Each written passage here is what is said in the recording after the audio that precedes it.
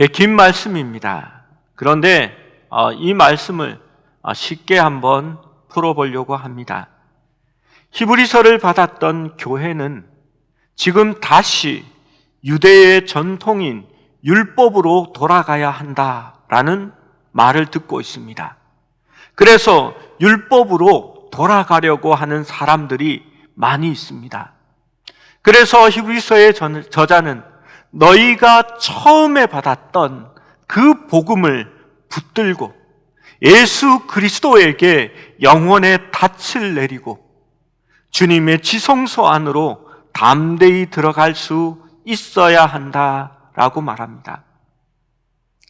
이러한 히브리서를 받았던 교회에게 예수님이 우리의 거룩한 대제사장이 되신다라고 얘기하면 율법 아래에 있는 자들은 반드시 이렇게 반박할 것입니다. 제사장은 레위 지파에 속한 것으로, 특별히 대제사장은 아론의 자손이어야 한다.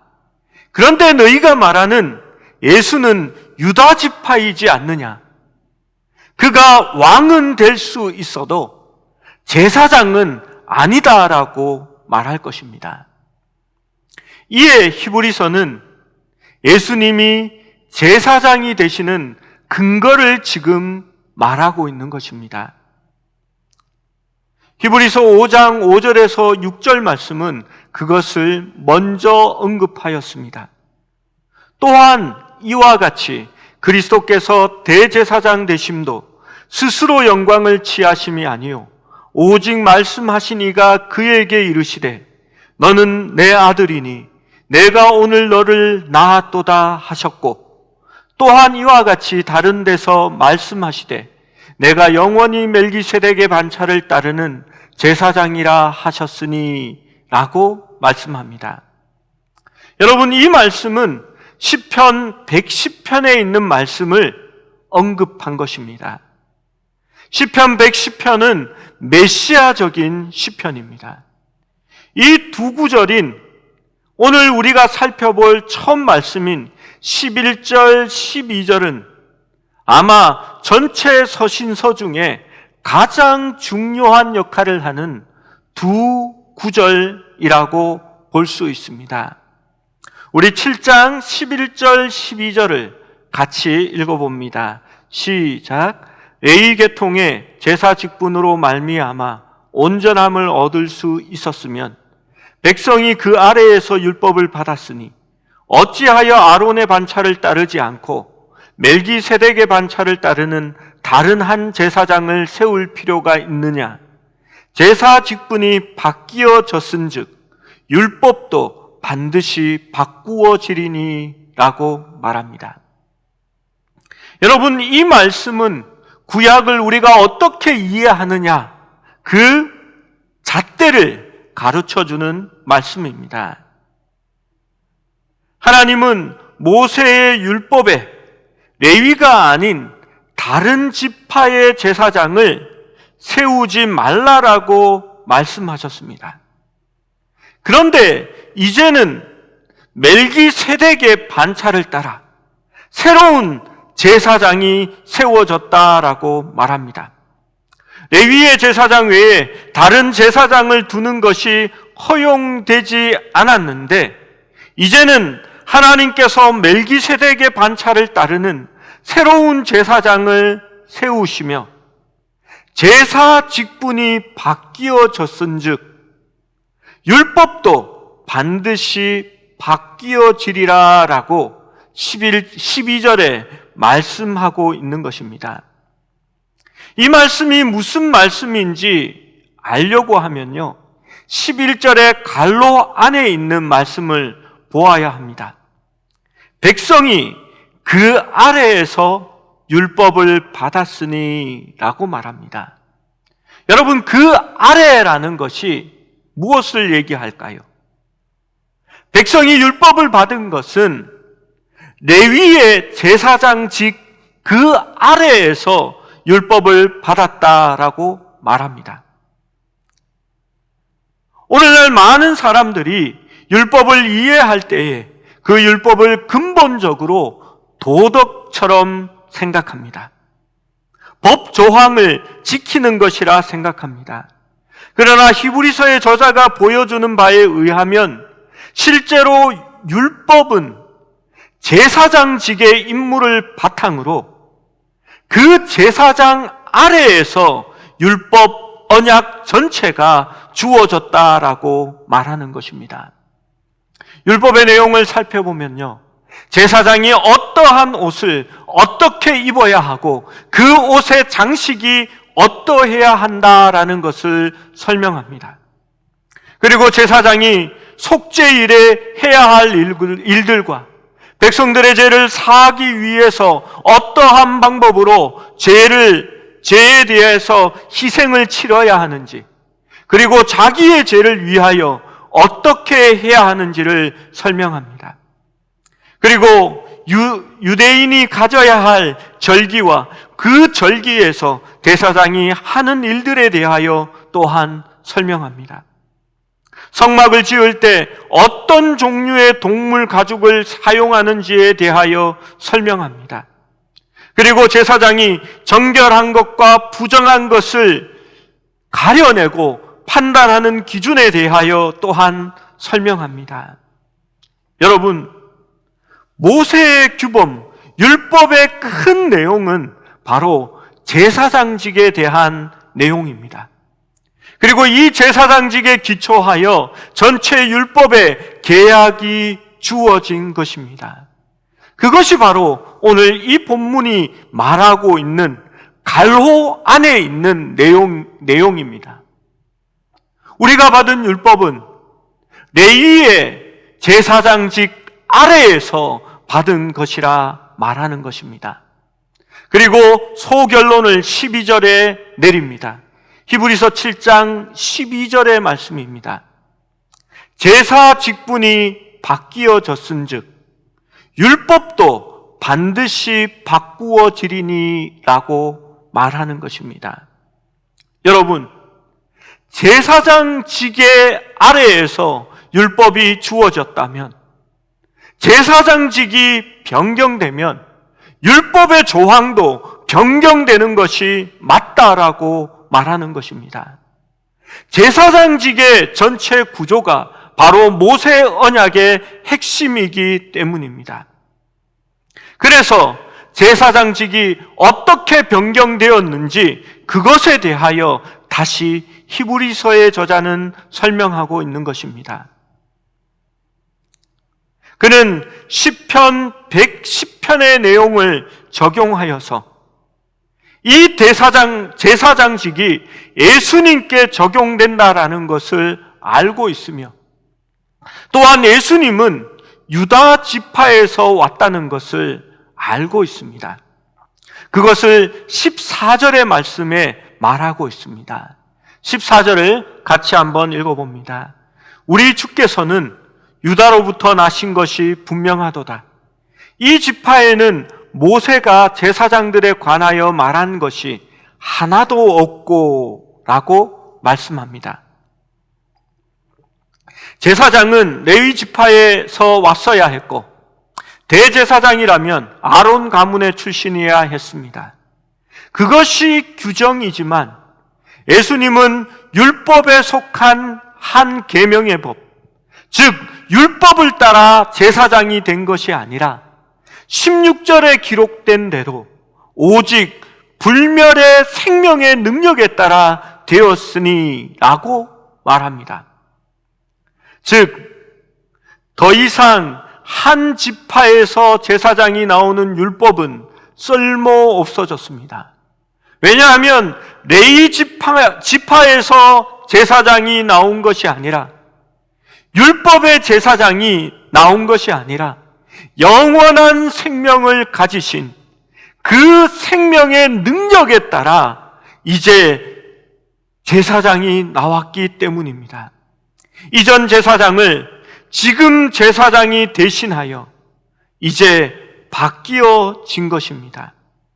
여러분, 과거의 제사장은요, 그 인원이 많았다고 합니다. 왜냐하면 그들은 죽을 수밖에 없으니까요.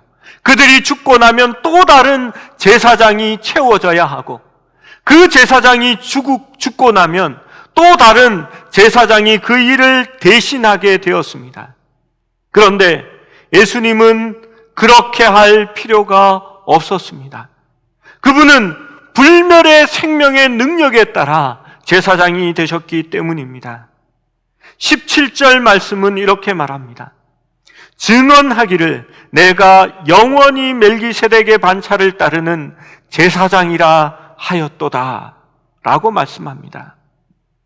여러분, 제사장직이 원칙적으로 쓸모없게 되는 경우, 율법의 약속은 제사장직을 기초로 한 것이기 때문에 여러분 12절 말씀에 따르면 제사 직분이 바뀌어졌은즉 율법도 반드시 바꾸어지리니라고 말씀하고 있는 것입니다.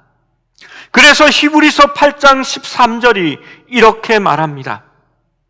13절 말씀, 새 언약이라 말씀하셨음에 첫 것은 낡아지게 하신 것이니 낡아지고 새하는 것은 없어져 가는 것이니라. 여러분, 새 언약에 대해서는 제가 곧 말씀드리겠습니다. 그렇다면 첫 것은 무엇이겠습니까? 바로 모세의 언약, 율법을 말하는 것입니다. 첫 것은 낡아지게 하신 것이니 낡아지고 새하는 것은 없어져 가는 것이라 라고 말하는 것입니다. 분명 옛 언약, 율법은 낡아지게 하신 것이고 낡아지고 새하는 것은 없어져 가는 것이라 말합니다. 무엇 때문입니까? 제사장직이 바뀌었기 때문입니다. 에레미야와 에스겔 선지자는 이미 구약을 통하여 우리에게 새롭게 세우실 새 언약에 대해서 예언하고 있었습니다. 우리가 읽은 본문 20절, 21절을 설명하기 위해서는 다시 시편 110편의 말씀으로 가야 합니다. 시편 110편 1절, 2절 말씀을 함께 읽어봅니다. 시작. 여호와께서 내 주에게 말씀하시기를 내가 내 원수들로 내 발판이 되게 하기까지 너는 내 오른쪽에 앉아 있으라 하셨도다. 여호와께서 시온에서부터 주의 권능의 귤을 내보내시리니 주는 원수들 중에서 다스리소서. 여러분, 이 말씀은 지난 주일의 본문 말씀이었습니다. 예수님께서 바리새인들에게 질문으로 던지신 말씀입니다. 이 시편은 메시아를 예표하는 시편입니다. 다윗은 자신 너머에 있는 그의 계보에서 궁극적으로 죽지 않고 영원히 다스릴 왕을 기대하고 있었습니다. 그는 멸망하지 않을 왕국, 영원히 왕자에서 다스릴 왕이 올 것을 나단을 통해 예언을 받은 것입니다. 다윗이 내 주라고 부르는 그분이 시온에서 권능의 귤을 내보이시며 모든 원수들 위에서 다스릴 것이라 말씀합니다. 그런 다음 4절은 이렇게 말씀합니다. 4절 말씀입니다. 여호와는 맹세하고 변하지 아니하시리라. 이르시기를 너는 멜기세덱의 서열을 따라 영원한 제사장이라 하셨도다. 여호와 하나님께서 다윗의 주에게, 그 주님에게 말씀하시기를 너는 멜기세덱의 서열을 따라 영원한 제사장이라 하셨도다. 그것을 맹세하고 변하지 아니하시리라라고 말씀했다는 겁니다. 여러분, 이 맹세의 내용이 너는 멜기세덱의 서열을 따라 영원한 제사장이라 라고 하는 내용입니다. 우리가 지난 수요일에 본 것처럼 창세기 14장에 족보도 없고 나라도 모르는 제사장이 심지어 제사장 제도가 세워지기 전인 아브라함에게 나타나서 그 아브라함에게 11조를 받았습니다. 그리고 이제 그는 메시아 시편에서 다시 나타나서 영원한 왕으로 약속된 분, 심지어 위대한 다윗 왕이 나의 주님이라고 부르는 그분에게 이제는 하나님께서 주권적으로 맹세하시면서 너는 멜기세덱의 서열에 따라 영원한 제사장이라 라고 말씀하신 것입니다. 즉 모세 언약 아래에 있는 제사장들은 시간이 지남에 따라 바뀌어지고 또 바뀌어지는 그러한 레위 지파의 제사장이었습니다. 그러나 달리 멜기세덱의 제사장은 기원과 끝도 언급되지 않는 그러한 제사장이었고 지극히 높으신 하나님의 제사장이며 의의 왕이며 평강의 왕으로 창세기에 소개되어 있었습니다. 그런데 하나님께서 다윗의 주에게 너는 멜기세덱의 서열을 따라 영원한 제사장이라 맹세하였다라고 시편 110편에 기록되어 있는 것입니다. 그래서 21절의 말씀, 히브리서 7장 21절의 말씀은 이것을 받아서 이렇게 설명합니다. 그들은 맹세 없이 제사장이 되었으되 오직 예수는 자기에게 말씀하신 이로 말미암아 맹세로 되신 것이라. 주께서 맹세하시고 뉘우치지 아니하시리니 내가 영원히 제사장이라 하셨도다 라고 말씀하고 있는 것입니다. 여러분, 레위 지파의 제사장들은 임시로 세워졌고 없어질 것이며 낡아 사라질 것이었습니다. 그러나 하나님께서 자신이 직접 세우신, 그분이 맹세하여 세우신 멜기세덱의 서열을 따라 영원한 제사장을 세우셨는데 그분이 바로 예수 그리스도다라고 말한 것입니다. 율법으로 말미암아 세운 레위의 제사장들은 맹세로 된 것이 아닙니다. 그들은 맹세 없이 그냥 세워졌습니다.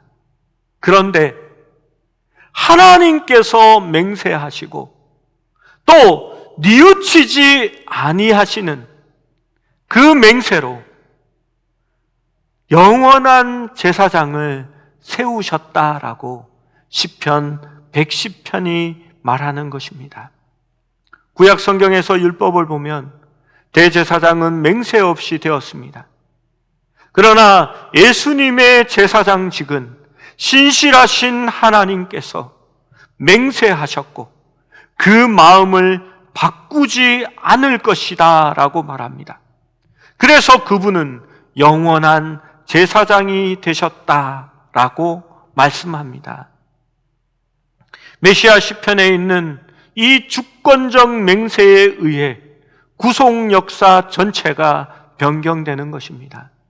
이 맹세로 인해 누구의 맹세입니까?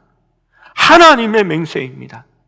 이 맹세로 인해서 예수님은 더 나은 언약의 보증이 되셨다라고 말씀하는 겁니다. 낡은 율법, 옛 언약은 폐하여 줍니다. 그리고 새 언약이 선포된 것입니다. 사실 그것은 에레미야 시대인 주전 6세기에 이미 선포되었고 에스겔도 그것을 예언하였습니다. 여러분, 우리 예수님은 대제사장입니다. 그분은 레위의 반열에 따르지 않았고 영원한 멜기세덱의 반차에 의해서 세워진 영원한 제사장이라고 성경은 말하고 있는 것입니다. 그래서 결론을 내립니다. 24절에서 28절까지의 말씀입니다. 제가 천천히 또박또박 읽어보겠습니다. 예수는 영원히 계심으로 그 제사장 직분도 갈리지 아니하느니라. 그러므로 자기를 힘입어 하나님께 나아가는 자들을 온전히 구원하실 수 있으니 이는 그가 항상 살아계셔서 그들을 위하여 간구하심이라. 이러한 대제사장은 우리에게 합당하니 거룩하고 악이 없고 더러움이 없고 죄인에게서 떠나 계시고 하늘보다 높이 되시니라. 그는 저 대제사장들이 먼저 자기 죄를 위하고 다음에 백성의 죄를 위하여 날마다 제사를 드리는 것과 같이 할 필요가 없으니 이는 그가 단번에 자기를 드려 이루셨음이라.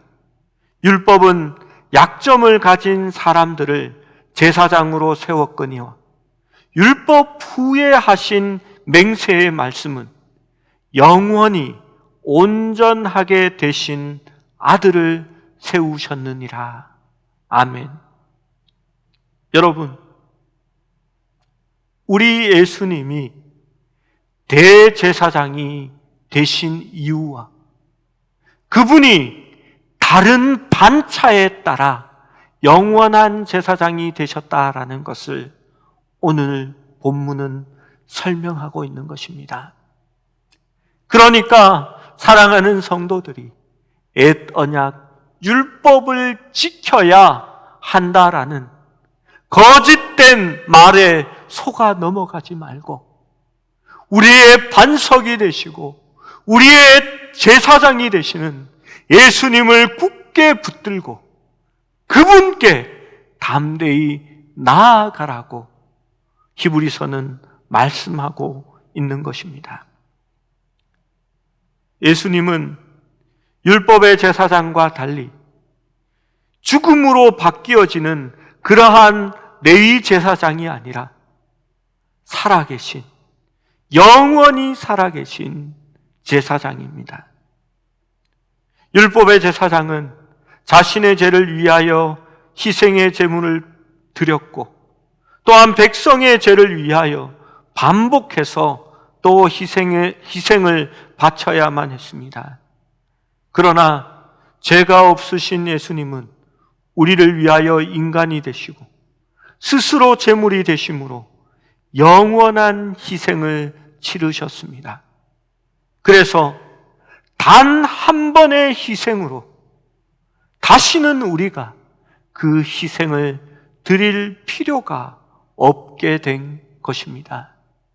그래서 우리는 지금 양의 피로나 염소의 피로, 소의 피로 우리의 희생을 드리지 않습니다.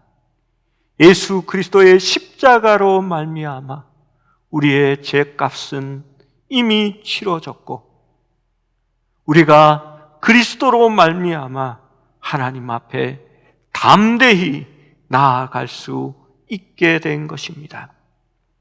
예수님은 인간과 같이 되셔서 희생이 되셨지만 지금은 우리의 제사장이 되셔서 하늘 우편에 앉으셔서 하나님께 우리를 인도하는 영원한 대제사장이 되셨습니다. 그래서 우리는 폐하여지고 없어질 모세의 율법을 따르는 것이 아니라 하나님께서 직접 맹세하여 세우신 영원한 제사장 예수 그리스도를 따르며 그의 말씀과 복음을 지키고 사는 것입니다. 그래서 우리는 율법의 정죄 아래에 있지 않습니다. 우리는 죽을 율법을 위하여 살아가지 않습니다. 생명의 성령의 법이 죄와 사망의 법에서 우리를 구원하셨습니다. 주님은 우리에게 말씀합니다. 나는 온유하고 겸손하니 수고하고 무거운 짐진 자들아 다 내게로 오라 라고 말씀하십니다. 우리는 예수 그리스도를 통하여 구원을 받은 것이며 지금도 우리의 대제사장이 되신 예수 그리스도로 말미암아 담대히 하나님 앞에 나아갈 수 있음을 믿으시기를 축원합니다.